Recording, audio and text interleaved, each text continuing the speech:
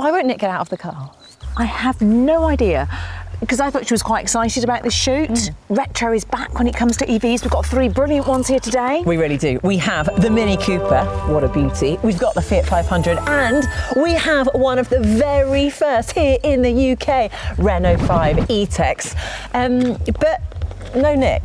Well, she won't get out of it for some reason. Nick, we're starting, come on. Yeah, no, I can't. I've got it wrong, so... What? I can't. It can't be that bad. Come on, whatever it is. What? I thought we were dressing to suit the cars. Yeah, we have. Yeah. We have. Flares. I'm wearing my flares today in honour of the Mini car of the swinging 60s and all that. I've got my little scarf, nod to the 50s. What you got? It's bad. Can't be that bad.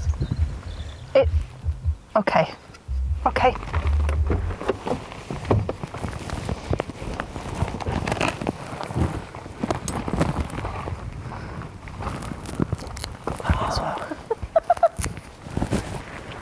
Oh, it is bad.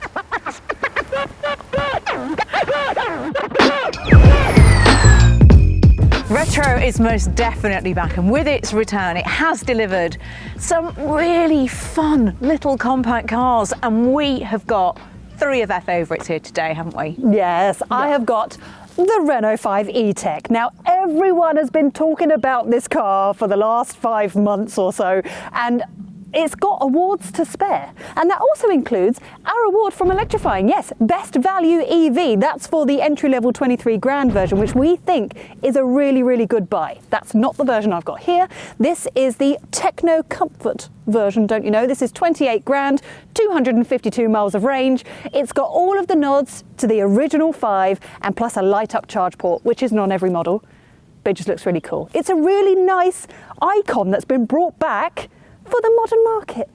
And when we knew that we were getting our hands on one of the very early Renault 5 E-Techs here in the UK, there were really only 2 cars that we wanted to see it up against, weren't there, Nick? Exactly. We are bringing along that sense of nostalgia today because one of them is this, the Fiat 500e La Prima, and it starts at just under £31,000 with a range of 199 miles. And look at it.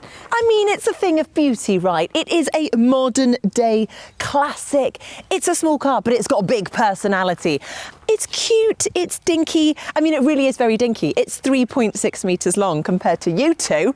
4 metres? Whoa. Not compact at all. Now, I like to think of this as the kind of automotive equivalent of a poodle. It's small, it's fashionable, and it needs a lot of attention. We'll talk about charging later. And of course, we had to have the Godfather, didn't we? The Godfather? The Godfather. It is, of course, the all-electric Mini. So the Mini was reinvented back in 2001, and it was an absolutely massive hit. It's just, you see them everywhere, don't you? We particularly love it in electric form because it drives it so well. And in fact, it was the very first car that we ever filmed and reviewed when we launched Electrifying. Really? Talking about nostalgia. First launch we went on. So this is a recently updated version. So it drives slightly better. It's got improved range, which it did need really, and better technology. Range is about 242 miles, and it starts at just under £30,000. And yeah, I think it's grown a bit from the original, as you pointed out, Nick, but it's a classic, isn't it? All 3 of them are lovely nods to the original designs, and I think this is going to be a really good day. And maybe when we close the video, literally all we do is go, which one of us got the biggest smile? Which has made us smile more? Because they are. Smiles for miles with all 3 of these. Oh, I like it. Let's talk battery and range. The Fiat 500 comes with a couple of battery options. A little 24 kilowatt hour battery with a 118 mile range, or this bigger 42 kilowatt hour battery with 199 miles of range. As for the Mini, you get a choice of a 36.6 kilowatt hour battery in the Cooper E with 190 miles of range, while the more powerful Cooper SE gets a 49.2 kilowatt hour battery and up to 250 miles of range. As with the other cars here, you got a choice of 2 batteries in the Renault 5, although the smaller one won't be available for a while yet. The bigger battery car has only just gone on sale though. The 40 kilowatt hour LFP battery gets a range of 194 miles, but the 52 kilowatt hour battery that we've got in our mid-spec techno test car manages 252. So this is basically an Italian classic that has been remastered for the electric age, and you can see the Italian flair on the interior in bucket loads. I mean, look at this stitching on the seats here, and up front on the dashboard, we've got this lovely fabric. And then there are lots of little fun Easter eggs that you can find. So, for example, down here, you've got the skyline of Turin. Down here in your door handle, there is an original Fiat 500 drawing. And yeah, I think when you are in here, we know that this car was not designed for power or speed, but it was designed for style and convenience. And you can see that when you're in the interior. Obviously, looking at all the modern tricks, we've got a nice 10.25-inch screen up here, which does work really well. It does have wireless Apple CarPlay and Android Auto, which is brilliant. I would say that maybe the graphics look a little bit tired. They're maybe not up to date as they could be, but they're not bad. And then there's a slight nod to nostalgia over here with an old school USB connection. There is one USB-C connection down here, which is useful. But overall, it's a lovely little place to be. Unlike the rear of this car. Rear of this car? What rear of this car? Won't remember. I'm just taking this interior in because I do think that Mini does interiors extraordinarily well. It is such a nice place to be in here.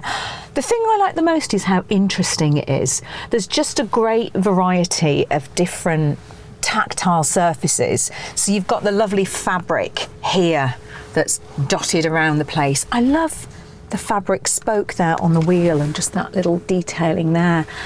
And even the way the plastics here in the door trim, it's not the best soft touch plastics, but because they've made it interesting with that design on it, just feels special.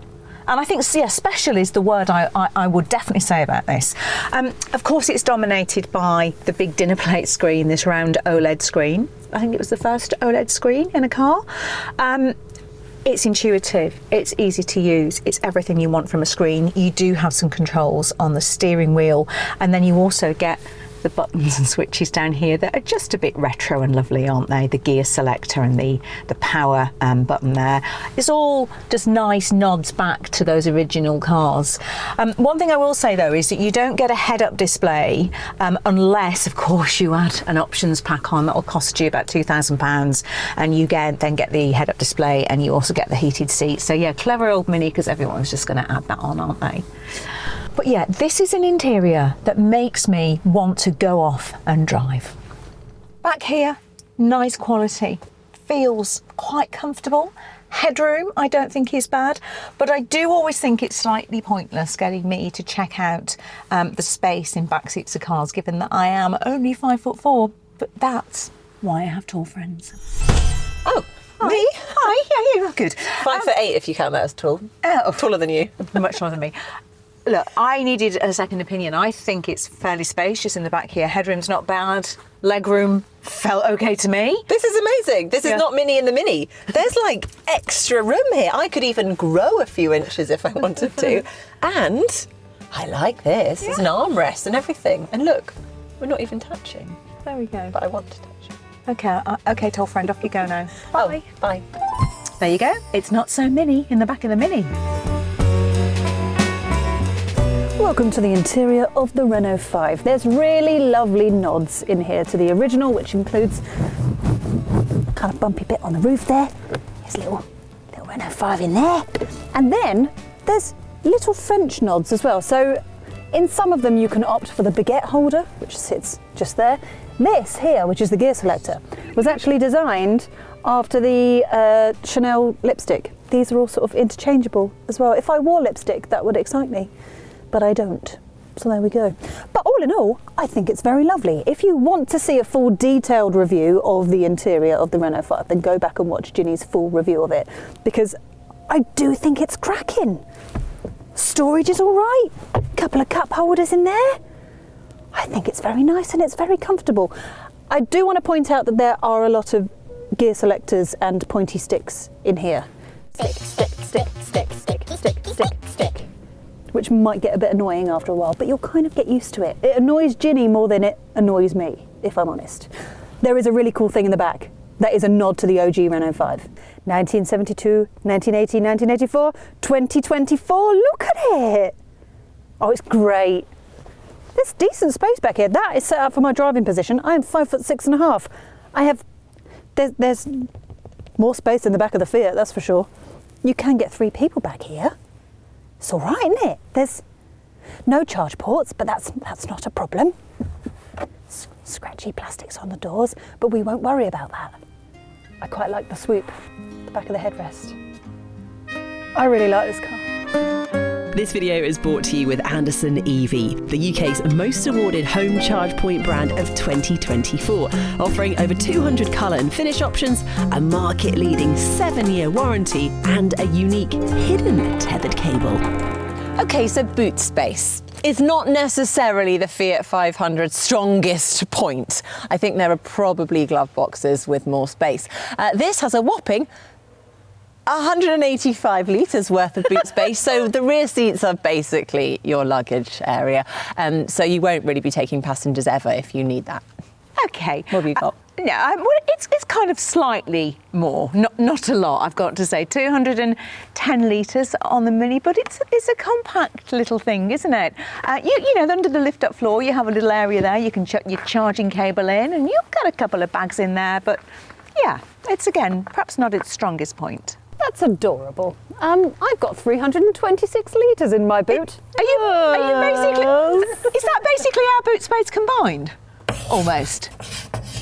With a bit of 75 litres missing, but yeah, kinda. Girl maths. Girl maths. It's close Can we just say girl maths is very good? Let's not downgrade girl maths. Anyway. It's My girl really maths decent is maybe not the size best. boot. This is basically on par with what you get in an ID3. That's I know that I don't have That a is frunk. really good. Yeah, there's no frunk either in Okay. this or in that or in that. No frunks. But this wins in terms of practicality. Oh God, don't you hate the show off? Can I just, though, while we're here, give a shout out to all of these 3 cars for their really nice rear light designs. Yes.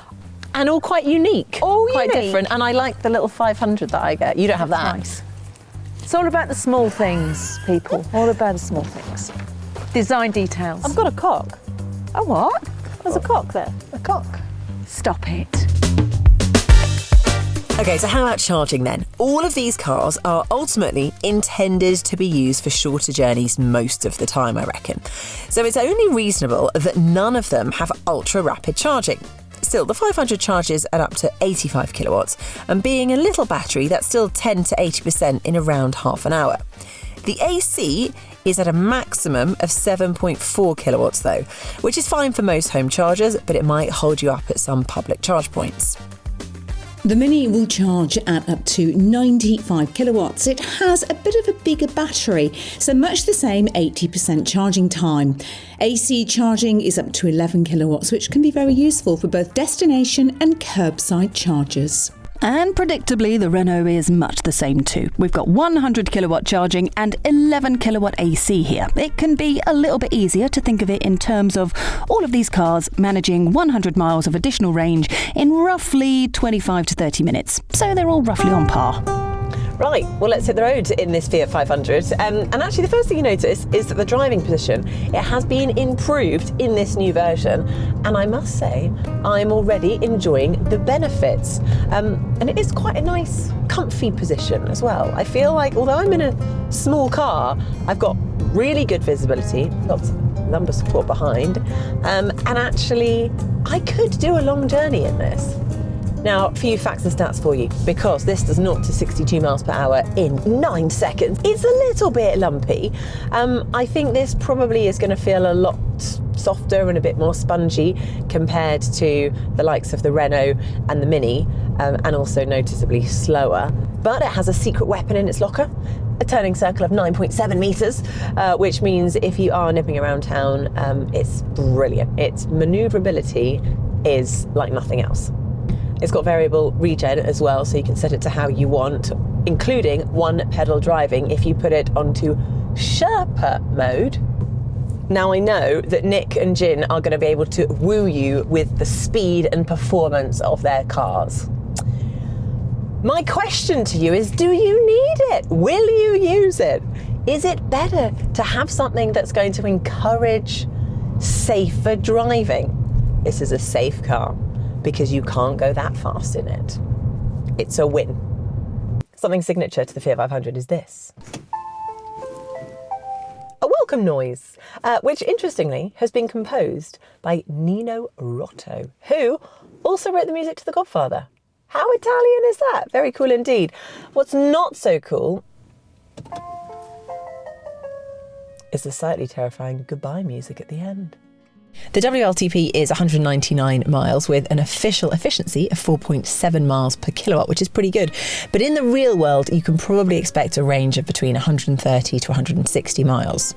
Now this is interesting because it's insurance group 18, which makes the Fiat one of the cheapest electric cars to insure. Pretty critical if you're a younger driver.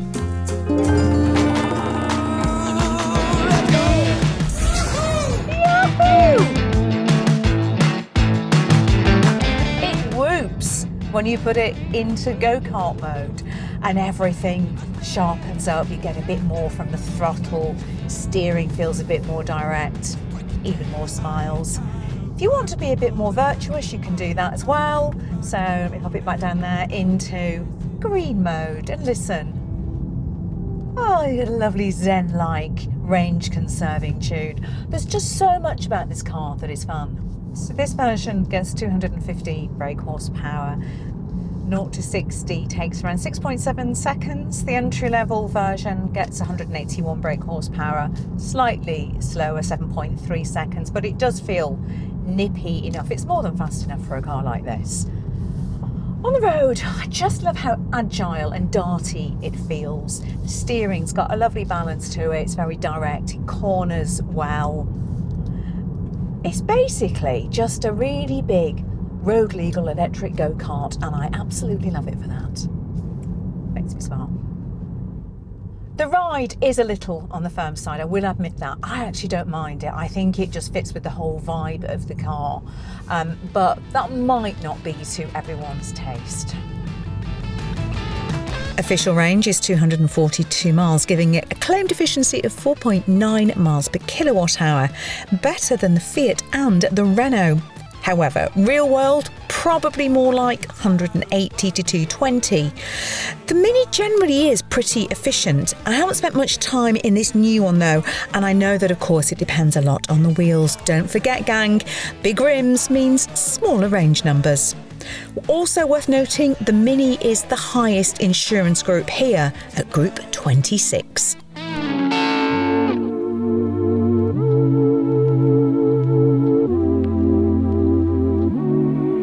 Throw it, throw it. Yeah. Go on. Right, this car's great. It's great. It really is. So you've only got like 148 horsepower in this thing. So 0 to 60 is about 8 seconds or so. But does it feel faster? Yes. Yes, it does. Because it's a tiny little hot hatch. Well, it's not really a hot hatch, is it? It's just a little hatch. But it feels like a hot hatch sometimes. You can really, really throw this thing around. It's got tiny little skinny tyres, but it does a really good job of kind of gripping onto the road as you're throwing it around corners. I mean, it's pretty smooth. I thought it was going to be bumpier than this, but it's not. It's pretty smooth. I mean, there's big sort of sidewalls on the tyres. That's probably going to help with the comfort, isn't it? A bit puffier. It's good. It just makes me smile. It really does. I love a tiny little fun electric hatch. Visibility is also pretty good in this thing. I mean, it's diddy. The rear window you can see straight out of, that's not a problem. This bit is quite chunky. There. So actually when you're trying to check your blind spot, there's no sort of blind spot warning. So you do really have to just kind of peer around the whole entire thing to be able to check your blind spot properly, because this is a tad on the chunky side. I feel completely connected to this car. I really, really do. I know a lot of the time with light steering, sometimes you can really go for it and throw the steering wheel around and you don't really feel much of feedback. But no, that's that's pretty good, isn't it? It could be a bit more powerful. It could be. It could be. It doesn't necessarily need to be, but it could have a bit more oomph behind it. Yeah, sport mode doesn't really add much to it, to be honest. Doesn't really feel that different. If I put it back to comfort. Yeah, there's not much in it. It doesn't really change the steering that much. Yes, indicators, yes. So yes, WLTP for this car is 252 miles. And it also gives an efficiency figure of 4.8 miles per kilowatt hour. That is just below the Mini, but a little bit better than the Fiat. That means a real-world range of around 170 up to 220 miles, depending on conditions. Oh, and insurance, it's in Group 22, so it's in the middle there. What we haven't discussed yet is price, and we've run the numbers that we always do, which is 8,000 miles a year, over 3 years, £2,500 down. The Mini comes in at 344, the Renault 5, £323 a month, the Fiat 500, £362 a month. Oh, it's quite a lot, isn't it? You got to pay for style, though. Come on. Very small.